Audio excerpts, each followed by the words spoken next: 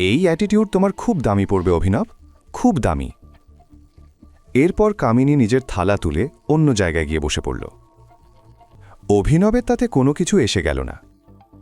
সে আবার নিজের অফিসে ফিরে এলো আর বাকি কাজ শেষ করতে লাগল। ইতিমধ্যে অভিনবের ফোনে একটা মেসেজ এলো।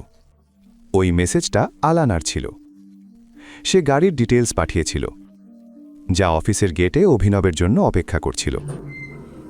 অভিনব লিফট থেকে বেরিয়ে অফিসের দরজার বাইরে আসতেই দেখল যে বাইরে একটা দামি গাড়ি দাঁড়িয়ে আছে।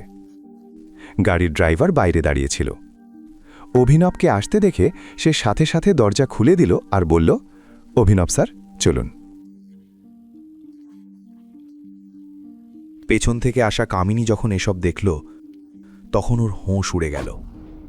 একজন ড্রাইভার এত দামি গাড়ির দরজা খুলে দাঁড়িয়ে আছে, তাও আবার অভিনবের জন্য।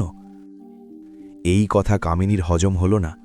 ওর অভিনবের ওপর সন্দেহ হতে লাগল। ওদিকে অভিনব গাড়িতে বসে পড়ল। হঠাৎ ওর নজর কামিনীর মুখের ওপর পড়ল। ওর মুখ হাঁ হয়ে গিয়েছিল আর সে শুধু অবাক হয়ে অভিনবের দিকে তাকিয়েছিল। ইতিমধ্যে ড্রাইভার জিজ্ঞেস করল, স্যার, মিউজিক অন করতে পারি? অভিনব হ্যাঁ সূচক মাথায় নাড়ল আর বলল, কিন্তু আমরা যাচ্ছি কোথায়? ড্রাইভার বলল, অ্যালায়েন্স প্যারাডাইস। এই নাম শুনতেই অভিনবের মুখে হাসি ফুটে উঠল। ওদিকে কামিনী যখন অভিনবকে গাড়িতে করে যেতে দেখল তখন ওর ব্লাড প্রেশার বেড়ে গেল। এখন আগে কি হতে চলেছে? ড্রাইভারের মুখে আলাইনার বাড়ির নাম শুনে অভিনব হতবাক হয়ে গেল। আলাইনার বাড়িতে পৌঁছানোর আগেই তার মনে হতে লাগল যে সে সত্যিই যেন কোনো স্বর্গে ঢুকতে চলেছে। কিছুক্ষণ পরে যখন গাড়ি আলাইনার বাড়ির এলাকায় ঢুকল তখন অভিনবের নজর পড়ল রাস্তার দুপাশে তৈরি সেই উঁচু উঁচু বিল্ডিংগুলোর দিকে। একটু এগিয়ে যাওয়ার পর সে একটা বিশাল বড় বাড়ি দেখল। সেটা কারোর বাড়ি ছিল। অনন্যা সিংয়ের বাড়ি তার সামনে ঝুপড়িও ছিল না। অভিনব দেখল সেই বাড়ির উপর লেখা ছিল আলাইনাস প্যারাডাইস। অভিনব বুঝে গেল আলাইনা কতটা ধনী। সাথে সাথে তার মনে বারবার এই ভাবনাও আসতে লাগল যে যদি আলাইনা এত ধনী হয় তাহলে সে নিজে কতটা ধনী হবে। এখন তার আর ধৈর্য থাকছিল না। সে অস্থির হয়ে এই প্রশ্নের উত্তর জানতে চাইছিল। কি আমরা ভেতরে যেতে পারি, মিস্টার গারওয়াল? ড্রাইভার স্নেহভরে জিজ্ঞেস করল। অভিনব যতটা ভেবেছিল ড্রাইভার তার থেকেও বেশি তাকে সম্মান দিচ্ছিল। সে মাথা নেড়ে সম্মতি দিল আর ড্রাইভার তাকে সাথে নিয়ে ভেতরে চলে গেল। যেই সে ভেতরে ঢুকল তার চোখ পড়ল আলাইনার ওপর। আলাইনা সোফায় বসেছিল আর তার হাতে ছিল ওয়াইনের গ্লাস। তার মুখে ঝলমলে হাসি ছিল, আর যেই তার চোখ অভিনবের সঙ্গে মিলল সেই হাসি আরও গভীর হয়ে উঠল। সে জিজ্ঞেস করল, অভিনব, তুমি কি আমার সাথে মজা করছো? তার কণ্ঠে হালকা একটা টান ছিল। অভিনব কিছু বলার আগেই আলাইনা নিজের জায়গা থেকে উঠে টেবিল থেকে আরেকটা ওয়াইনের গ্লাস তুলে নিল। সে ধীরে ধীরে অভিনবের দিকে এগিয়ে এলো। সে আরেকটা গ্লাস তার দিকে বাড়িয়ে দিয়ে জিজ্ঞেস করল, সারা দুনিয়ায় তোমার বিয়ে করার জন্য অনন্যা সিংহে কি একমাত্র মেয়ে ছিল? এই প্রশ্ন শুনে অভিনব হতবাক হয়ে গেল।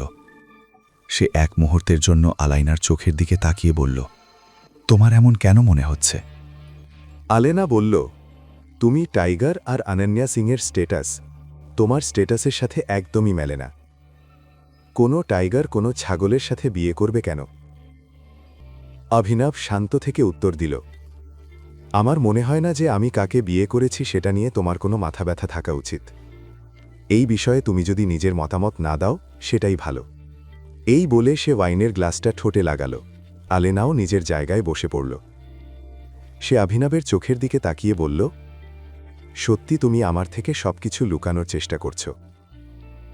তোমার কি মনে হয় আমি কিছুই জানতে পারবো না? কি? যে তুমি সারা দুনিয়ার সামনে সিং পরিবারের অকর্মণ্য জামাই হয়ে থাকতে চাও? যদি একটা টাইগার কচ্ছপের খোলস বয়ে থাকে তাহলে জঙ্গলে কে তার উপর সন্দেহ করবে? অভিনব হেসে বলল, ইমপ্রেসিভ।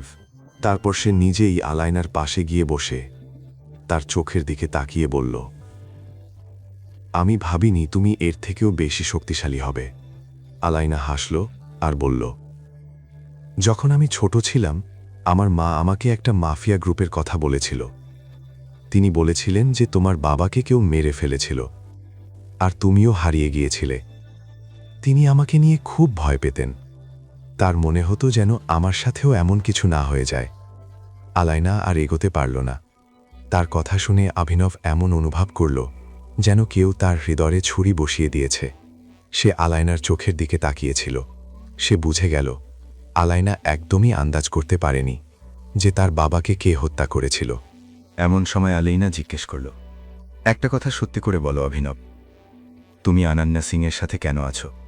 তুমি কি তাকে ভালোবাসো? অভিনব বাকি নিজের ক্লাসটা মনোযোগ দিয়ে টেবিলে রাখল। তারপর বলল, আমার মনে হয় না আজকের পর আমাদের এভাবে দেখা করা উচিত। এটা আমাদের দুজনকেই বিপদে ফেলতে পারে। আর অনন্যার সাথে থাকার ব্যাপারে এর উত্তর তুমি নিজেই দিয়ে ফেলেছ। আমি অনন্যাকে ভালোবাসি কিনা এই প্রশ্নের আমার একটাই উত্তর আছে। আমার জীবনে ভালোবাসা শব্দটা অনেক আগেই হারিয়ে গেছে। এখন আমার মন শুধু আমার লক্ষ্যেই আছে, যে আমার বাবাকে হত্যা করেছে। আমি তার কাছে প্রতিশোধ নিতে চাই। আর আমার বাবা যে এম্পায়ার গড়ে তুলেছিলেন, আমি সেটাকে আরও বড় আর শক্তিশালী করতে চাই। এখনই পকেট এফএম অ্যাপ্লিকেশন ডাউনলোড করুন, লিংক বর্ণনায় দেওয়া আছে।